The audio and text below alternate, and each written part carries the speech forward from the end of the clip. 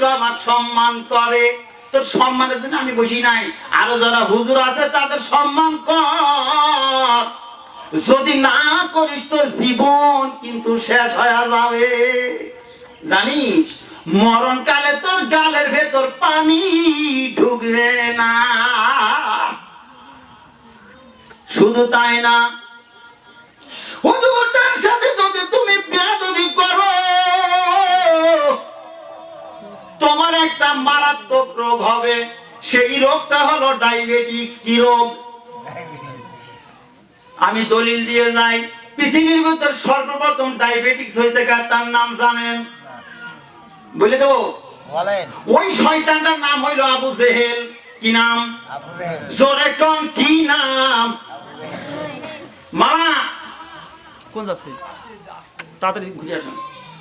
আমার আব্দুল সাত্তার মামা অত্যন্ত আমার কলিজার টুকরা।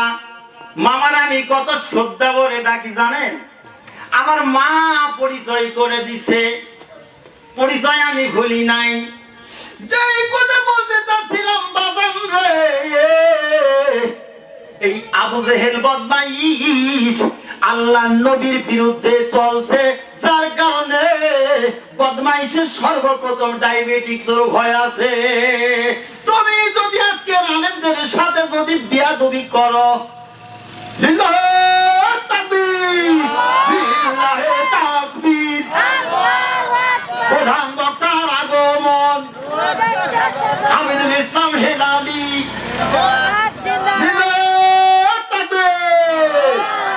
দ্বিতীয় বক্তার আগমন, মুফাজ্জল হোসেন আনসারী, এই দেশের হুজুর হচ্ছে মানে খালি পোস্টার ছাপা দিত 2000 টাকা খরচ রে, কি কথা কর।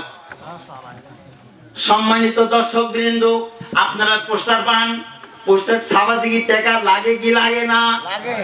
তো প্রধান বক্তা, দ্বিতীয় বক্তা এই জনাব সভাপতি উপস্থিত, কি বলেন? ওয়াজ কি ভালো লাগছে? সালাবার একটু বক্তা সাহেবরা চলে আসছে। বাজান রে,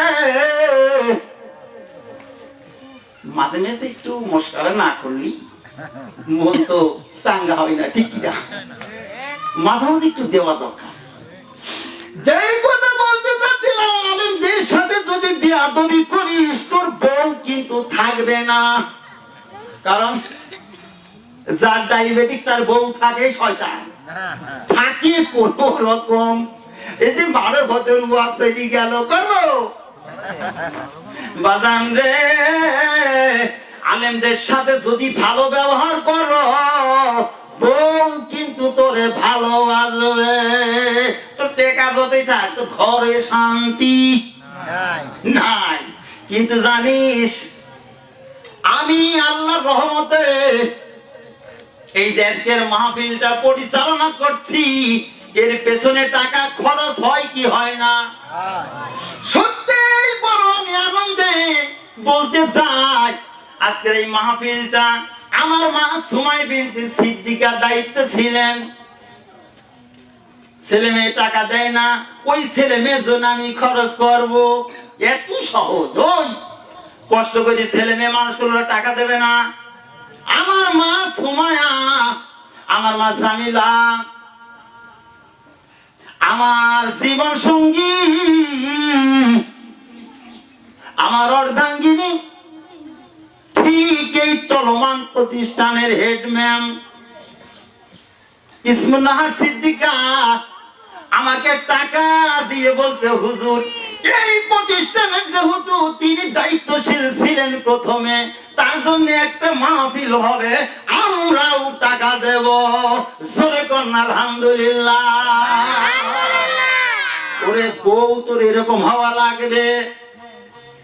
তোর বউ এই দিক বাদামটা কি চইল, এই দিক সালাটা নিয়ে চইল, এর নাম কি বউ নাকি রে? ঠিক যাই কথা বলছিলাম, উম্মে সালমা, এই কথাটা বলে শেষ করবা, বক্তার এসে গেছে, আমি আপনাদের ভাত প্যাকেট করতে যাব, ঠিক আছে? বাজান রে, যেই কথা বলছিলাম, হযরত আবু সালামা আমার নবীর কাছে যে কাঁদছেন, আল্লাহ নবীর কাছে এসে কাঁদছেন, হাউ মাউ করে কাঁদছেন। আল্লাহ নবী বলছেন, এই পৃথিবীতে একটা মানুষ তার বিবিকে আল্লাহ নবীর সাথে বিয়ে দিতে চেয়েছিলেন, তার নাম আপনারা জানেন। সেই লোকটার কথা দুটো নতুন কথা বলে আজকে শেষ করলাম। নিজের বিবির সম্পর্কে যারা বলছে, ইয়া রাসূলুল্লাহ, আমার কান্নার কারণ হলো আমি জিহাদের ময়দানে শহীদ হতে চাই। নবী গো আপনি বলে দেন, আপনার আল্লাহকে বলে দেন আমি যেন শহীদ হয়ে যাই। সম্মানিত দর্শকবৃন্দ, আমি কিন্তু সামান্যত এই কয়টা লোকের সামনে কথা বলছি না, তিনটা ক্যামেরা কিন্তু চলতেছে। ক্যামেরায় কিন্তু হাজারো লক্ষ কোটি মানুষ এই ভিডিও দেখবে, তাদেরকে এই কথাগুলো শোনাচ্ছি। বাজান রে, হযরতে আবি সালামা আল্লাহ নবীর কাছে হাউমাউ করে কান্নাকাটি করে বললেন, বাজান রে নবী গো, আপনি আপনার আল্লাহর কাছে বলেন আমি যেন শহীদ হয়ে যায়। এবার আপনার নবী বলছেন, ও আবি সালামা তুমি শহীদ হয়ে যাবে। সাথে সাথে আবার আরেকটা দাবি করে বললেন, ইয়া রাসূলুল্লাহ, ইয়া হাবিবাল্লাহ, আমি আরেকটা দাবি করতে চাই। আরেকটা দাবি হলো আমার শহীদ হওয়ার পরে আমার ছেলেরা, আমার বিবি আপনার দরজায় চলে আসবে, দরজায় দাঁড়ায়া দাঁড়ায়া কাঁদবে। ইয়া রাসূলুল্লাহ, ইয়া হাবিবাল্লাহ, আমি আপনার কাছে দুহাত জোর করে বলি, রাসূল গো, আপনি সেদিন আমার বিবিকে দরজায় দাঁড় করায়া রাখবেন না, দরজায় দাঁড় করায়া রাখবেন না। ইয়া রাসূলুল্লাহ, ইয়া হাবিবাল্লাহ, আমার ছেলে যেদিন আপনার দরজায় এসে কাঁদবে গো রাসূল, সেদিন আপনি আমার ছেলেকে ওইভাবে পরের ছেলে মনে করে রাখবেন না। ইয়া রাসূলুল্লাহ, ইয়া হাবিবাল্লাহ, আমার পক্ষ থেকে আপনাকে দায়িত্ব দিয়ে গেলাম। ইয়া রাসূলুল্লাহ, আমার বিবি যেদিন এসে দাঁড়াবে, যেদিন কাঁদবে, রাসূল গো, আপনি আমার বিবিকে বিয়ে করে নিজের বিবি বানিয়ে নেবেন। জোরে বলেন সুবহানাল্লাহ। দেখছেন ভালোবাসা? ইয়া রাসূলুল্লাহ, ইয়া হাবিবাল্লাহ, আপনি সেদিন আমার ছেলেকে পরের ছেলে মনে করে, আবি সালামার ছেলে মনে করে দরজায় দাঁড় করাইয়া রাখবেন না। ইয়া রাসূলুল্লাহ, ইয়া হাবিবাল্লাহ, নবী গো, আমার ছেলেকে সেদিন আপনার নিজের ছেলে হিসাবে মেনে নেবেন। জোরে কোন আলহামদুলিল্লাহ।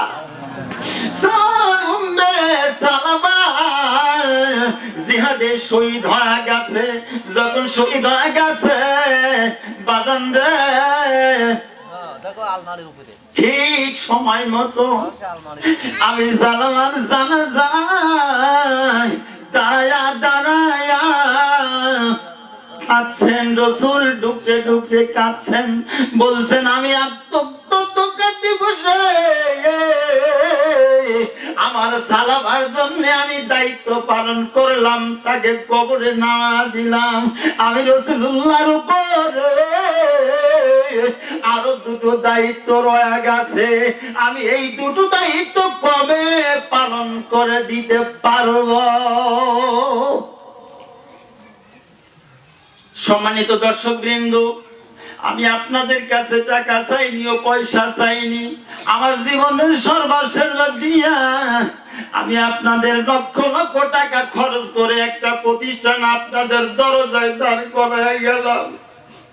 আমি আপনার দরজায় ভিক্ষার মতো দুটো হাত জোর করে বলে গেলাম, যেদিন থাকবো না, আমি যেদিন কবরের বাসিন্দা হয়ে যাব, সেদিন এই প্রতিষ্ঠানকে দেখার মতো আর কেউ থাকবে না। এই জন্য বাজান রে, আমি আপনাদের কাছে ভিক্ষার মতো দুটো হাত জোর করে বলে গেলাম, আপনারা আমার এই প্রতিষ্ঠানকে দেখে রাখবেন। এই প্রতিষ্ঠানে যেই সকল ছাত্ররা পড়াশোনা করবে তাদেরকে আপনারা দেখে রাখবেন। আমার দুই পাশে আমার দুই সিনিয়র ভাই, ওরা আমার বড় ভাই হামিদুল ইসলাম হেলালি, আমার বাম পাশে বসা মুফাজ্জল হোসেন আনসারী, ওরা আমার সিনিয়র। আমি ওদের পায়ে হাত দিয়ে বলে যেতে চাই, ভাই আপনাদেরকে আমি বলে যাই, আমি যেদিন থাকবো না, এই প্রতিষ্ঠানকে আপনাদের সন্তান মনে করে দেখে রাখবেন।